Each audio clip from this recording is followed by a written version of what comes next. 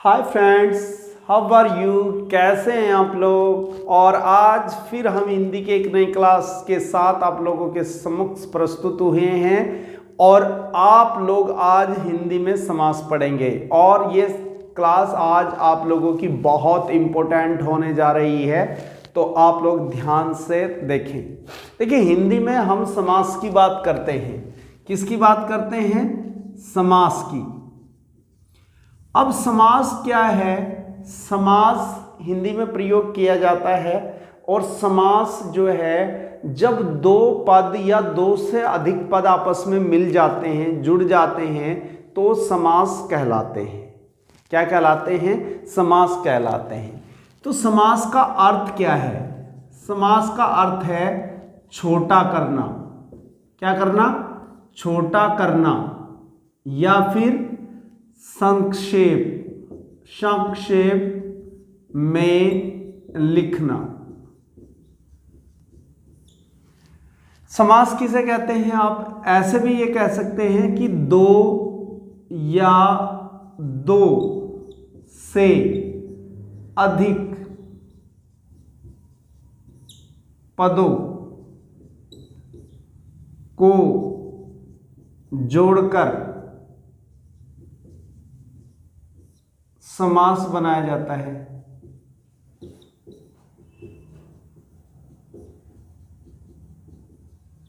ये बात आप लोग यहां समझ लेंगे। समास का अर्थ है छोटा करना या संक्षेप में लिखना या संक्षिप्तीकरण करना। दो या दो से अधिक पदों को जोड़कर समास बनाया जाता है। और एक होता है समास विग्रह।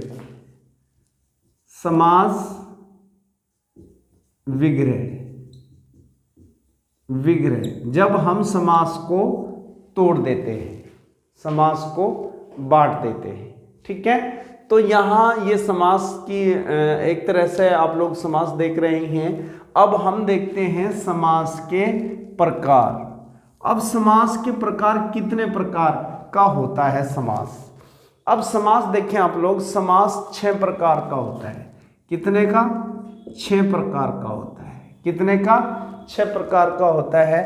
एक है अव्ययी, अव्ययी भाव समास, अव्ययी भाव समास। दूसरा है तत्पुरुष, तत्पुरुष समास। और तीसरा है कर्मधारय, कर्मधारय समास। और एक है दिग्गु समास, दिग्गु समास। और दवंद, दवंद समास। और 6 है बहुव्रीहि समास,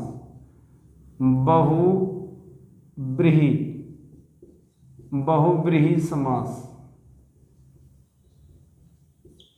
तो ये 6 समास हैं आप लोगों के। कितने हैं? 6 समास हैं।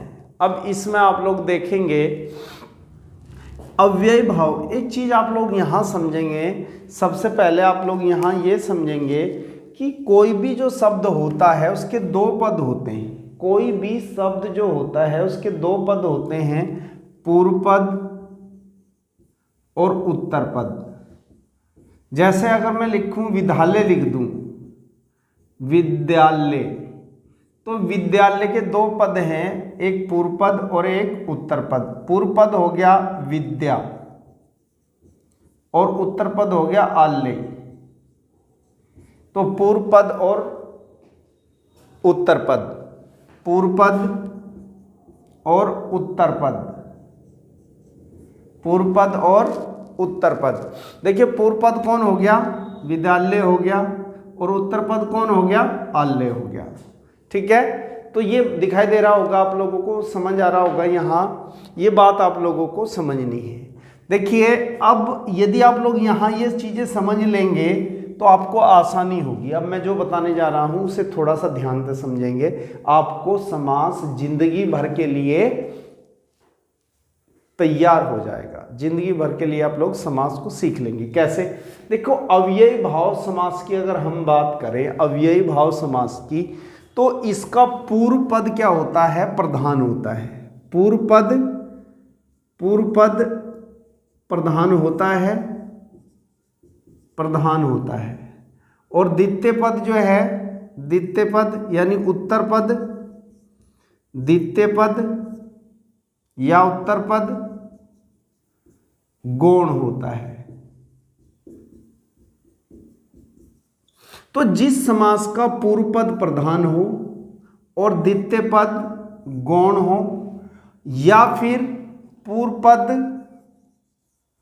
अव्यय हो, पूर्व पद अव्यय हो, अव्यय। हालांकि इसमें उपसर्ग का यूज होता है। किसका यूज होता है? उपसर्ग का बढ़िया यूज होता है। किसका? उपसर्ग। जो पूर्व पद होता है वो उपसर्ग होता है। तो ये चीज आप लोग यहां देखें और ध्यान से समझें। यदि मैंने आप लोगों से कहा प्रतिदिन, प्रतिदिन, अब प्रतिदिन में कौन सा समास है ये पूछा गया, प्रतिदिन में कौन सा समास है ये पूछा गया, तो आप लोग ये देखें कि प्रति क्या हो गया? पूर्व पद हो गया, और दिन क्या हो गया? उत्तर पद हो गया या द्वितीय पद हो गया। तो यहां दिन तो रोज निकलता है, दिन रोज निकलता है, लेकिन वह प्रतिदिन जाता है, तो प्रति लग के क्या हो गया? वो यहां मैन प्रति हो गया, और ये समास क्या हो गया? अव्ययी भाव समास हो गया। कौन सा समास हो गया? अव्ययी भाव। अगर मैं आप लोगों से ये कहूं कि यथाशक्ति, यथाशक्ति, यथाशक्ति, तो यथा और शक्ति, तो यहां शक्ति और यथा। अब यथा यहां इंपोर्टेंट हो गया, यानी ये पूर्व पद जो है एक तरह से प्रधान हो गया और शक्ति गौण हो गया। तो जिस शब्द का पूर्व पद प्रधान और द्वितीय पद गौण होता है, या पूर्व पद अव्यय या उपसर्ग होता है, वो अव्ययी भाव समास होता है। बात समझ में आई कि नहीं आई? क्लियर? ठीक है। इसके बाद हम देखते हैं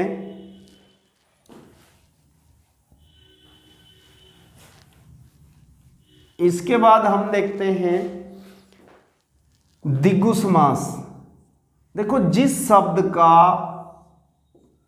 पूर्व पद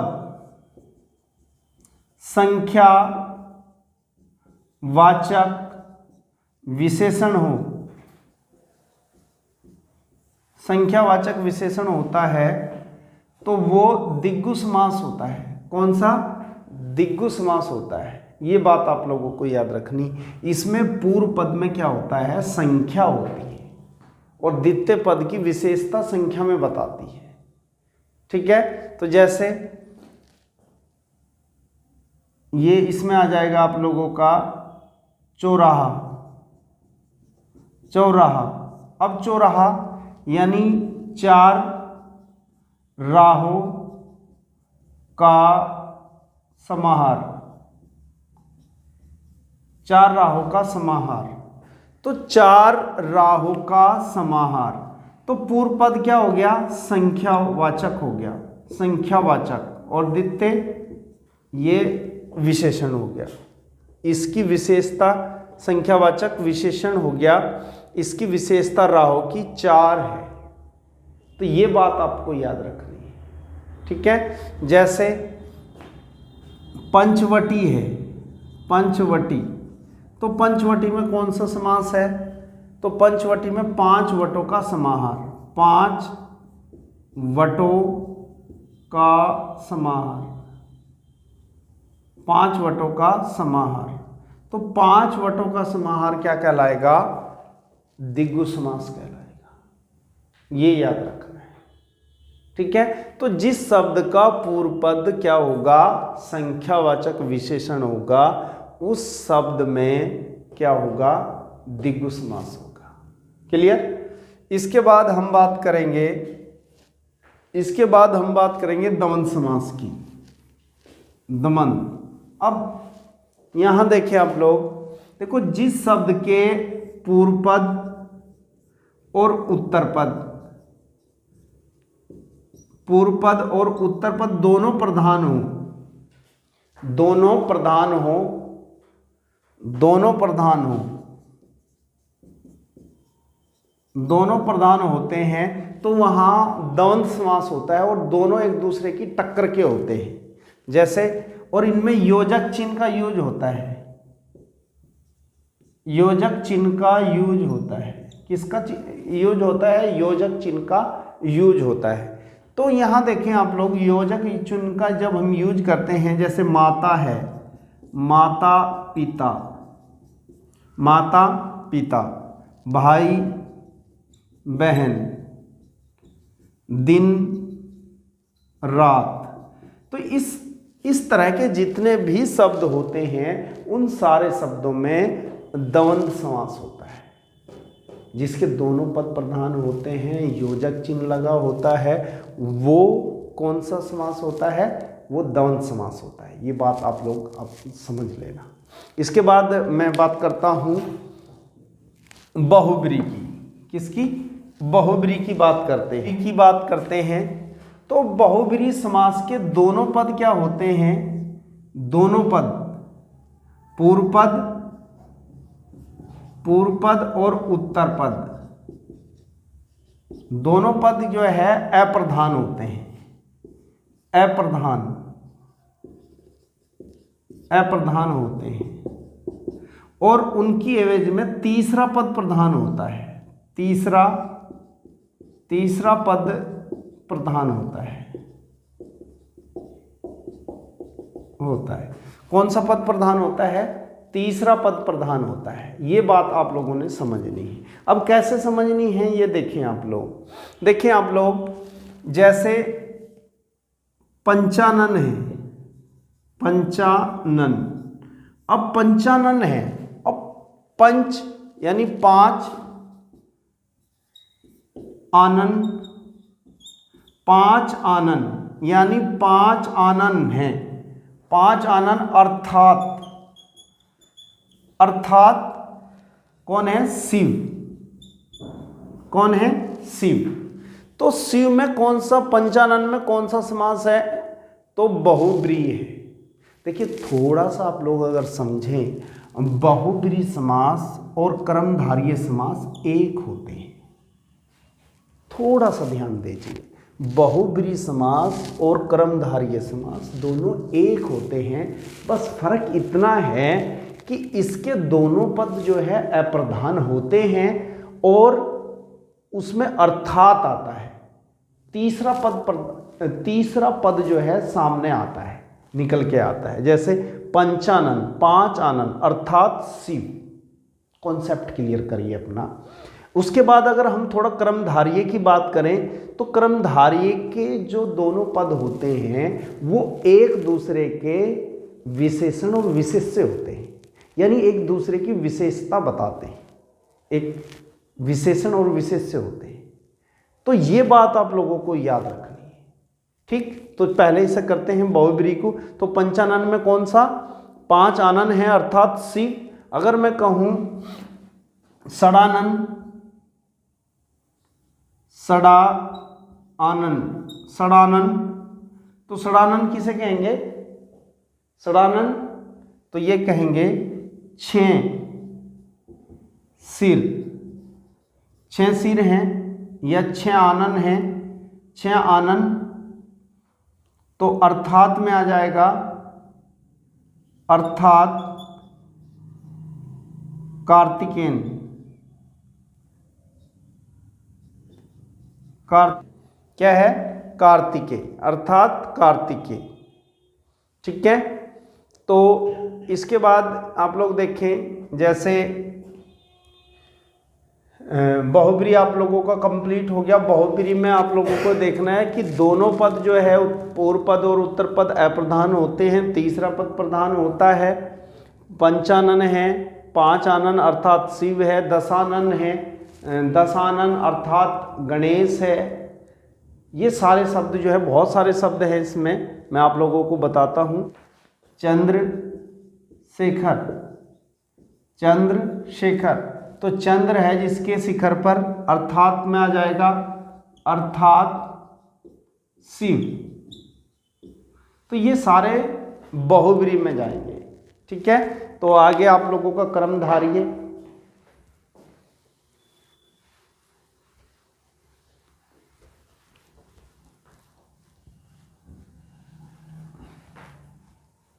क्रमधारिये में अगर हम देखें तो इसके दोनों पद जो है, पूर्व पद और उत्तर पद, एक दूसरे के संख्यावाचक विशेषण और विशेष्य होते हैं। देखिए, विशेषण कहते हैं जो विशेषता बताता है, जो विशेषता बताता है विशेषण है, और जो जिसकी विशेषता बताई जाती है वो विशेष्य है। जिसकी विशेषता बताई जाती है वो विशेष्य है, और जिससे बताई जाती है वो विशेषण है। प्रधानमंत्री, अब प्रधानमंत्री को आप लोग देखें, अब मंत्री है कैसा, प्रधान, तो विशेषण, इस मंत्री की विशेषता क्या है, इस मंत्री की विशेषता है कि ये प्रधान है और ये मंत्री है। तो विशेषण और विशेष्य का इसमें यूज होगा, और ये चीज आप लोगों को याद रखनी है। पूर्व पद जो है, पूर्व पद इसका गौण होगा, और द्वितीय पद जो है इसका प्रधान होगा। द्वितीय पद प्रधान होगा, ये बात याद रखिए। देखिए, कर्मधारय में पूर्व पद जो है गौण होगा और द्वितीय पद प्रधान होगा, ये बात याद रखनी है। ये बात आप लोगों को याद रखनी है।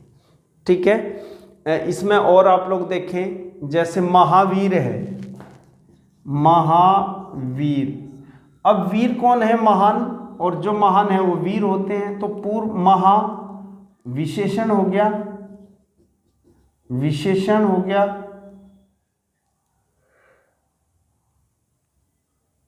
विशेषण हो गया, और वीर क्या हो गया, विशेष्य हो गया,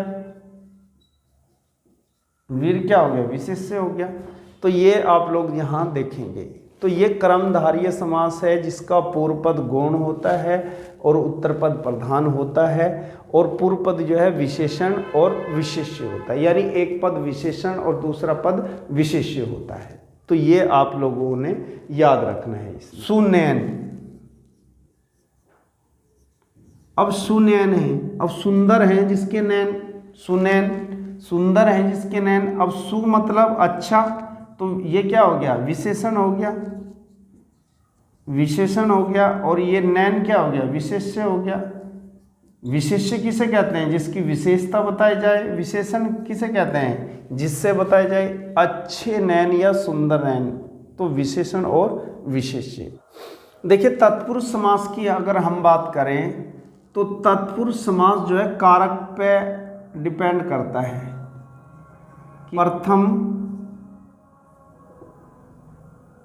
प्रथम पद गौण और द्वितीय पद प्रधान होता है। यानी जिस समास का प्रथम पद गौण होता है और द्वितीय पद प्रधान होता है, और उसमें कारक विभक्ति होती है, कारक विभक्ति,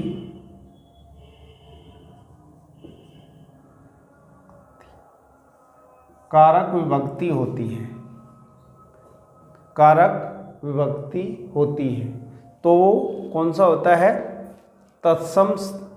तत्पुरुष समास होता है। कौन सा, तत्पुरुष। अब इसमें कारक होते हैं। देखिए, आपने कारक देखा होगा, कर्ता ने, कर्म को, करण से। देखें आप लोग, ये जो तत्पुरुष है इसमें हम कारक विभक्ति जो लगाते हैं, कारक विभक्ति जो लगाते हैं, तो उसमें आप लोग कारक विभक्ति में कर्ता नहीं आएगा, और संबोधन नहीं आएगा, ये नहीं आएंगे, बाकी 6 आएंगे। कर्म आएगा, करण आएगा, संप्रदान आएगा, अपादान आएगा, संबंध आएगा और अधिकरण आएगा।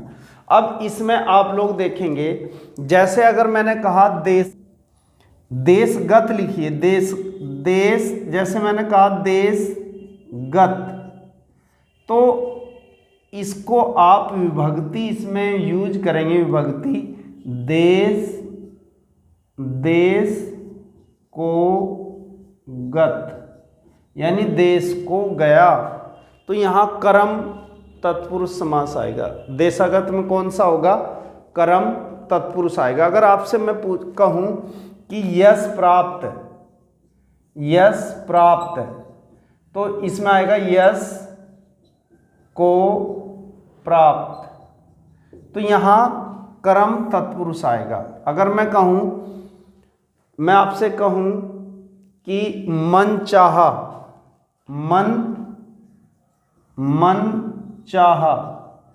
अब मन चाहा में कौन सा समास आएगा? तो मन चाहे में आएगा मन से चाहा। अब मन से चाहा मतलब करण, तो करण तत्पुरुष आ जाएगा। कौन सा आ जाएगा?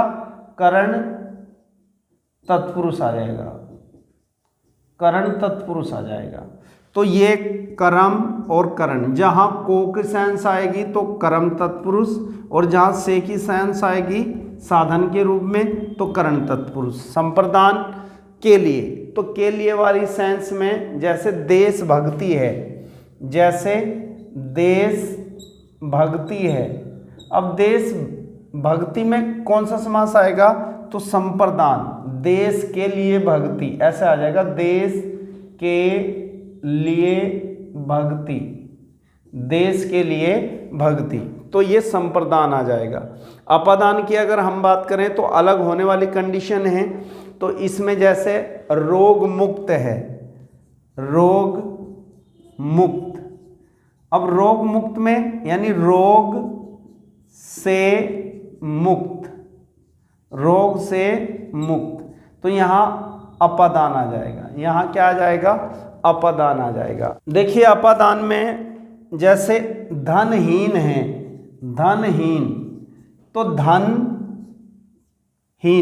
तो इसका आ जाएगा धन से हीन। अब से यहाँ किसकी? अपादान वाली कंडीशन आ जाएगी अलग, यानी धन से अलग हो गया है, यानी धन से अलग हो गया है। इसके बाद आप देखें संबंध, तो संबंध में आ जाएगा जैसे गंगा जल है, अब संबंध में, संबंध तत्पुरुष में आ जाएगा, तत्पुरुष में जैसे गंगा जल है, गंगा जल, तो कैसे लिखेंगे आप लोग? गंगा का जल।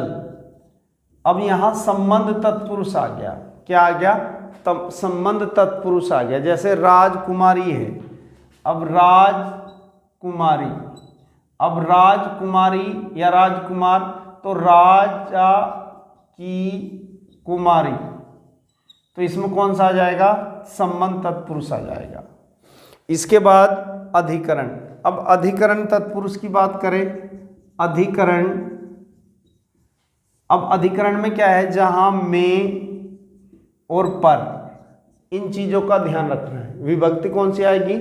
में और पर। अब इसमें देखें ग्रामवास, ग्रामवास, अब इसमें क्या आ जाएगा? ग्राम, भाई ग्राम में वास, अब ग्राम में वास करना, तो में वाली कंडीशन आके यहाँ अधिकरण आ जाएगा। क्या आ जाएगा? अधिकरण आ जाएगा। और इसमें आप लोग जैसे आप बीती है, आप बीती, तो इसमें आ जाएगा आप अपने, अपने आप पर आ जाएगा, अपने आप पर बीती, तो यहाँ अधिकरण समास आ जाएगा। क्या आ जाएगा, पर कंडीशन लगी तो यहाँ अधिकरण आ जाएगा। तो ये वीडियो आप लोगों को कैसी लगी, इसमें आप लोगों के जो सारे कॉन्सेप्ट हैं वो लगभग क्लियर कर दिए गए हैं। तो right way by Sandeep sir channel को आप ज़्यादा से ज़्यादा शेयर करें, ज़्यादा से ज़्यादा सब्सक्राइब करें और लाइक करें। धन्यवाद।